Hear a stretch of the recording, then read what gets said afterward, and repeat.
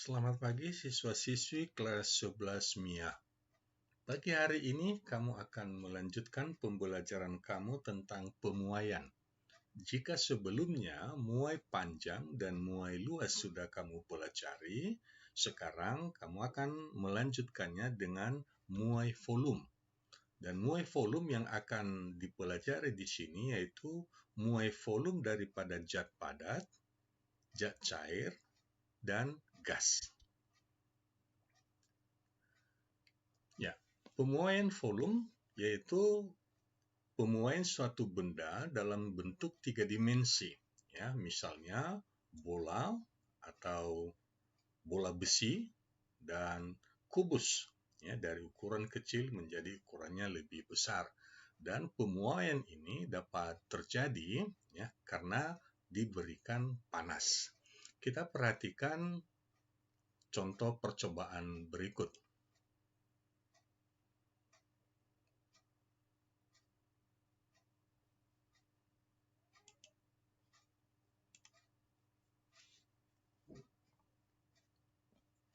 Ya, pemanasan bola dalam ring. Ya, jadi bolanya mula-mula masih bisa masuk dalam cincin yang sudah disediakan.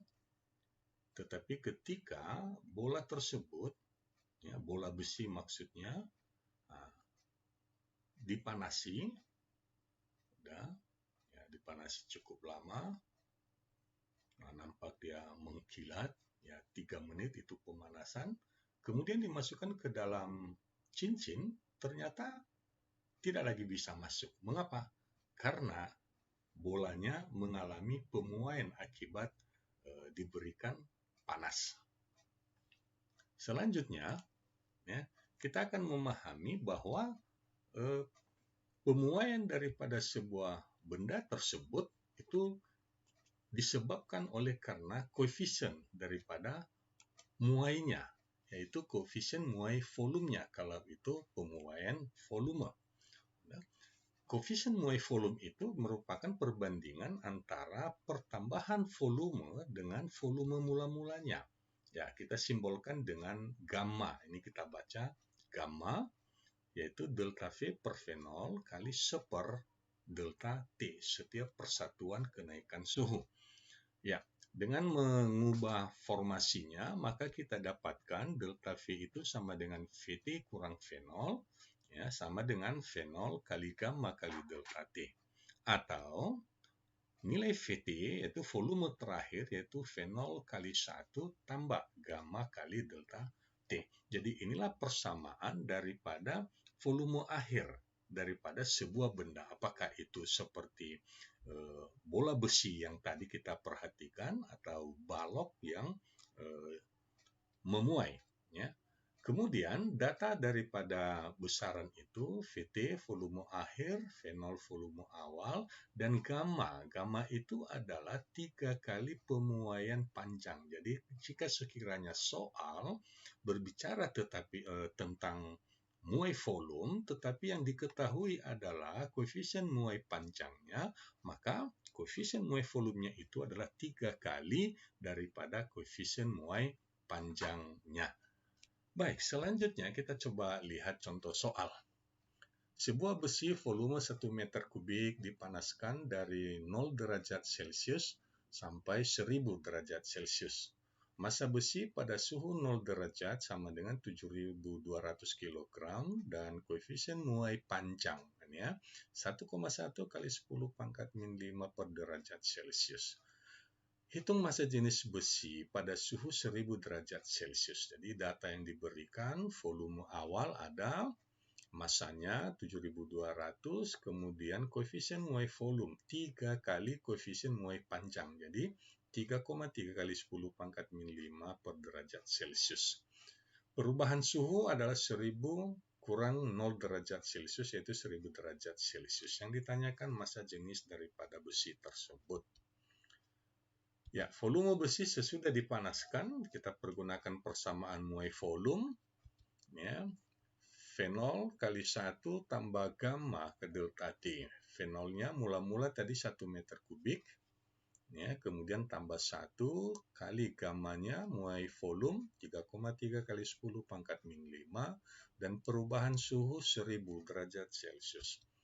Nah, maka nilai yang diperoleh volume sesudah dipanasi itu 1,033. Artinya terjadi pertambahan volume delta V sebesar 0,033 meter kubik. Selanjutnya ditanyakan daripada soal yaitu massa jenisnya, ya. Setelah besinya dipanaskan maka volumenya berubah tetapi massanya tetap, sehingga massa jenisnya adalah massa per satuan volume, ya, 7.200 per 1,033 yaitu 6.970 kg per meter kubik. Inilah massa jenis daripada besi yang tadinya 1 meter kubik, kemudian dipanasi 1000 derajat Celcius, maka terjadi pertambahan volume sehingga volumenya menjadi 1,0033 meter kubik. Selanjutnya kita akan melihat tentang pemuaian volume zat cair. Ya, sebelum masuk ke dalam pembahasan rumusnya, kita perhatikan percobaan berikut. Ya, pengembangan dan penyusutan zat cair. Ya, disediakan ini tabung labu diisi dengan air yang berwarna. Ya. Ini air berwarna. Kemudian tabung labunya ditutup dengan gabus yang memiliki pipa kapiler, memiliki pipa halus, ya, dan ditandai. Pada keadaan normal suhunya ditandai ini sampai seberapa tinggi daripada cairan tersebut. Lalu dimasukkan ke dalam wadah yang berisi air panas.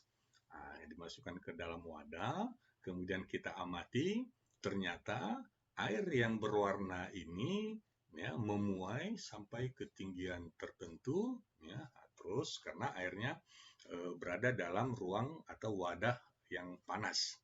Ya, ternyata sangat tinggi, ya, pemuaiannya. Kemudian nanti apabila dimasukkan ke dalam air dingin atau air es, ya, nah ketika dimasukkan ke dalam air es, maka, ya, tabung labunya yang berisi air berwarna ini, ya, menjadi menyusut, ya, mengalami kontraksi, ya, dan itu akan kembali ke posisi semula, ya, ketika suhunya menjadi suhu seperti awal. Jadi ini yang dimaksud dengan pemuaian daripada zat cair.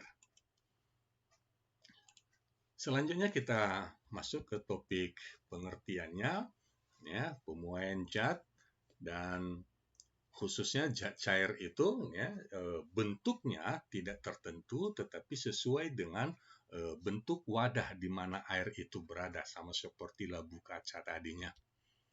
Kemudian semakin tinggi suhu yang diberikan pada suatu zat cair, maka volume semakin besar juga, ya, muai volumenya, ya. Sama seperti zat yang lain. Contohnya air raksa, ya, alkohol, ya, yang berada di termometer, ya, bisa memuai dan bisa menyusut seperti percobaan tadi yang kita sudah amati. Bagaimana nilai daripada koefisiennya? Ini ada tabel, ya, koefisien muai volume daripada beberapa zat cair. Selanjutnya, koefisien muai volume daripada zat cair sama sifatnya dengan muai volume daripada zat padat, ya. Ya, di mana volume terakhirnya itu V0 kali 1 tambah gamma kali delta T, di mana gamma ini adalah 3 kali alfa. Jadi karena zat cair tidak punya muai panjang, ya, maka ini diberikan tabel untuk koefisien muai volumenya. Selanjutnya, ya, pada zat cair ada satu sifat zat cair yang lain dengan zat yang lain, ya. perubahan ini berada dalam range antara suhu zat cair air pada 0 sampai 4 derajat. Ini yang disebut dengan anomali air, yaitu sifat ketidaknormalan daripada pemuaian dan penyusutan air. Ya. Pada umumnya, ketika suhu zat itu turun, maka volumenya juga akan turun. Tetapi untuk air, ya, apabila suhunya diturunkan sampai di bawah daripada 4 derajat Celcius, ya, kemudian diturunkan terus, ternyata volumenya bukan naik, tetapi volumenya bertambah. Ya, jadi jika suhunya semakin diturunkan, maka volumenya akan naik dan pada 0 derajat Celcius akan membeku. Sudah? Jika terus didinginkan, maka volumenya akan tetap bertambah besar. Jadi ada satu sifat kebalikan. Kita perhatikan grafik ini. Ya. Ketika suhu daripada benda sampai batas 4 derajat Celciusnya terendah volumenya, tetapi ketika suhunya lebih rendah lagi dari 4 derajat Celcius, katakan ini sampai 0, ternyata ini volumenya naik. Dan ketika suhunya dinaikkan, ternyata volumenya bukan langsung menanjak, tetapi turun lebih dahulu, turun lebih dahulu sampai dia 4 derajat Celcius. Maka setelah 4 derajat Celcius, barulah memuai seperti selayaknya zat yang lain. Jadi inilah sifat daripada anomali air. Sehingga bisa kita perhatikan bahwa ada danau yang di permukaannya membeku, ya, tetapi di bawah daripada bekuan danau tersebut, ya, masih dalam keadaan cair sehingga ikan-ikan bisa masih dapat hidup di sana. Ini contohnya, ya, danau di atasnya membeku dan di bawahnya masih mencair. Atau kalau kita perhatikan ini, ya, batu es itu akan membesar ketika sudah menjadi es, tetapi ketika sudah mencair, dia akan volumenya akan lebih kecil lagi, artinya mencair ketika suhunya dinaikkan. Seperti itu. Jadi ini yang disebut dengan sifat anomali air. Sebagai contoh, volume air raksa pada suhu 0 derajat adalah 8,84 cm3. Koefisien muai volumenya adalah 1,8 kali 10 pangkat min 4 per derajat Celcius. Tentukan suhu raksa agar pemuaiannya 0,15 cm3. Jadi supaya delta V-nya, ya, terjadi pertambahan volume 0,15 cm3, ya, ditanyakan berapa suhunya. Oke, data sudah diberikan. Maka persamaan daripada muai volume delta V sama dengan V0 gamma kali delta T.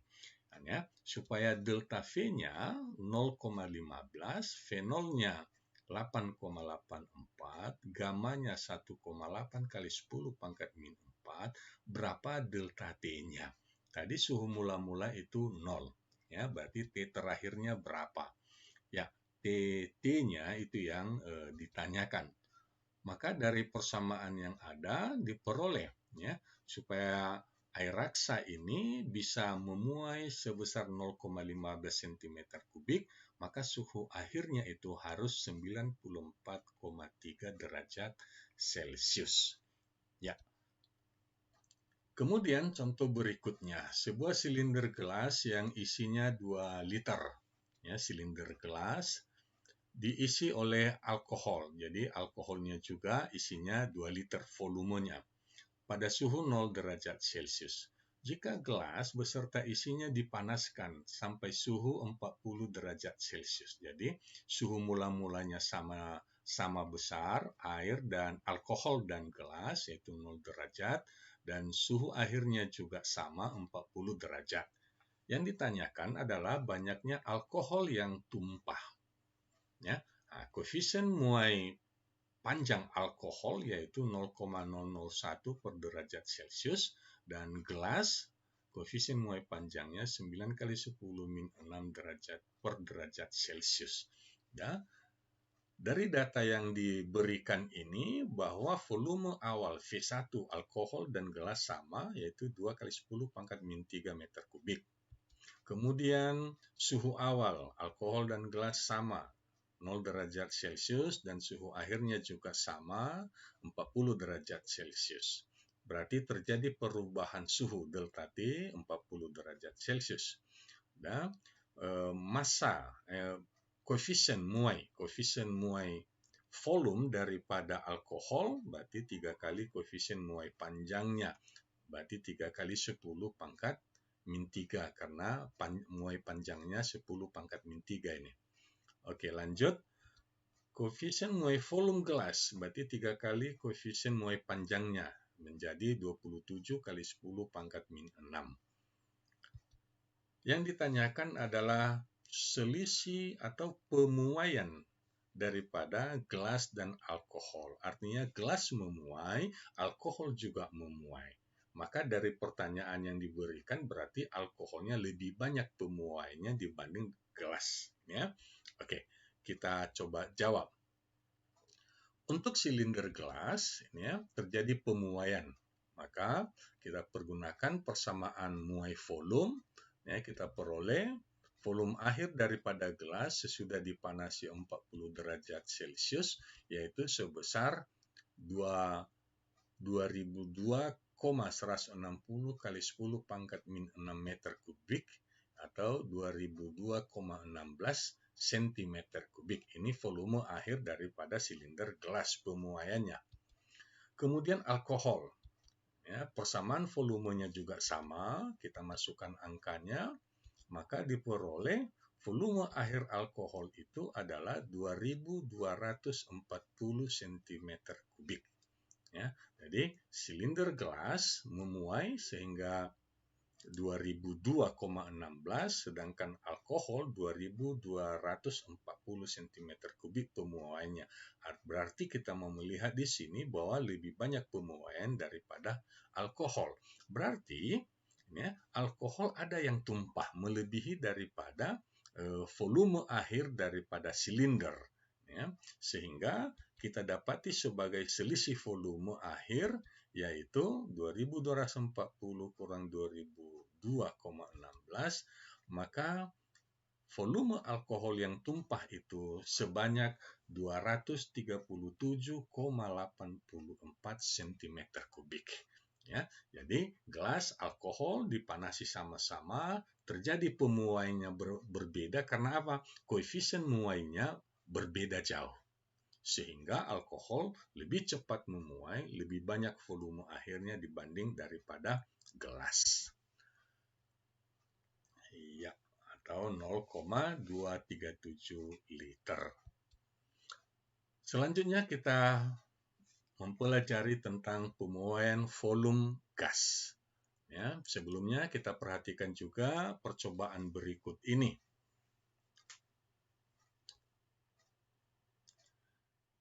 Ya, ini disediakan air yang mendidih dan wadah es, kemudian botol kosong. Ya, botol kosong yang ditutup dengan pada ujungnya ditutup dengan balon, ya, balon yang kosong. Ya, ketika terjadi pemuaian, ya, ketika terjadi pemanasan maksud saya, maka gas yang ada di dalam botol ini memuai. Nah, buktinya memuai, ini balon berisi. Iya, jadi balonnya berisi udara, jadi mengalami pemuaian. Makin lama dipanasi, tentu balonnya akan semakin besar lagi. Ya, kemudian dipindahkan ke wadah yang dingin, sehingga suhunya turun.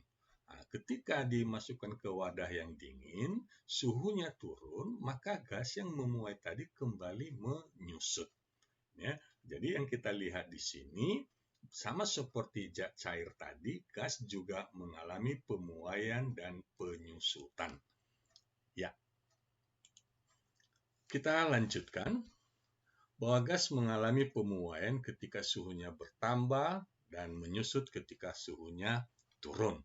Pemuaian pada gas itu terjadi pada 3 hal. Yang pertama, pemuaian karena tekanan tetap.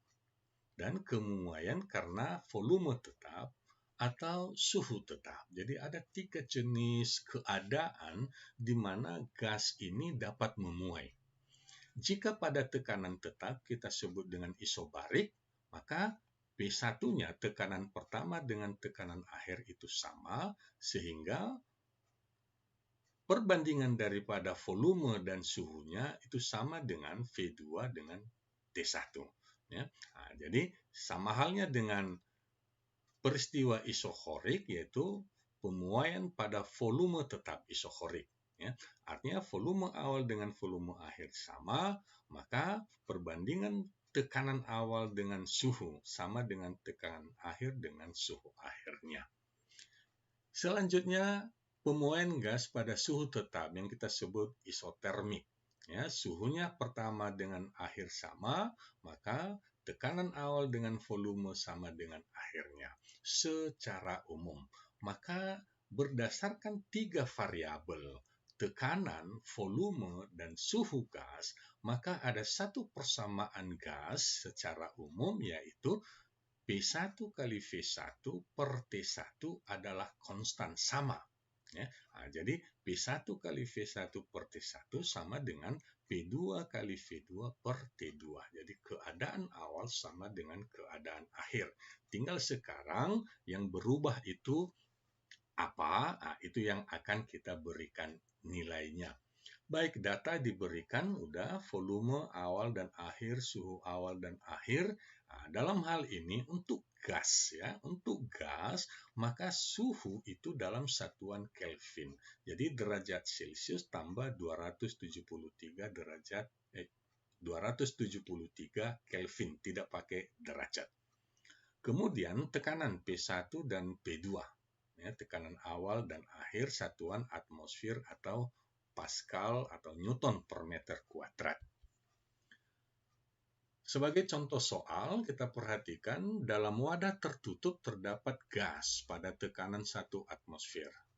Jika volume wadah menjadi 1/4 volume mula-mula dan suhu menjadi 2 kali suhu mula-mula, hitung tekanan dalam wadah tersebut.